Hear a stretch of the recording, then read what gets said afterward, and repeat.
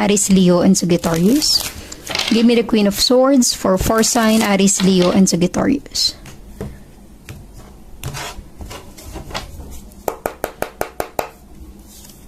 You have the 5 of Pentacles, an earth sign. And the full energy. Okay?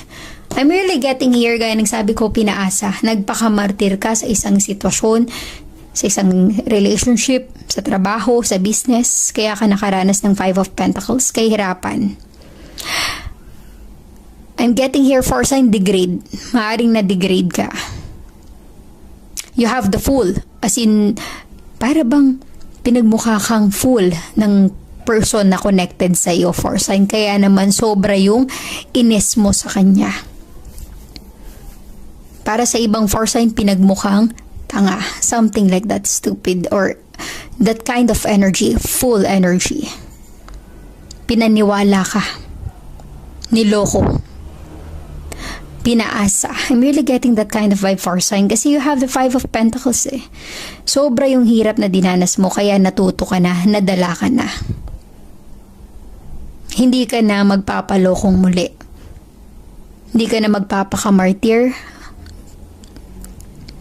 Maaring na-realize mo na. Posible rin na may mga taong nagsasabi na, alam mo, niloloko ka lang yan.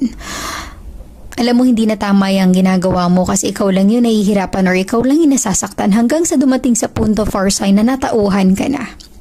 That is the Swords energy. Minsan, enlightenment or realization sa buhay natin. Kaya nararamdaman ko sa energy mo, for sign naging manhid ka na sa sitwasyon. Dati, sobra ka pang nasasaktan pero ngayon parang wala na. Wala ka nang nararamdaman.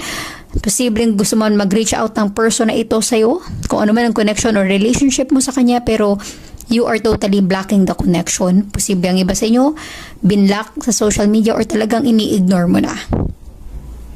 Okay? Posible ring sin zone para sa iba. Resonate as it is. Give me the 6 of Pentacles for 4 sign Aries, Leo, and Sagittarius. Give me the 6 of Pentacles for 4 sign Aries, Leo, and Sagittarius.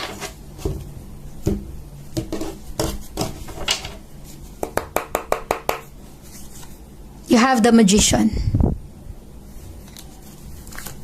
And the King of Swords. Wow.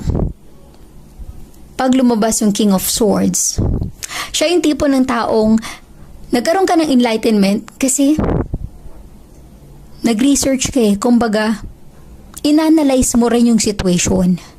Okay? Na-realize mo na, oo nga no,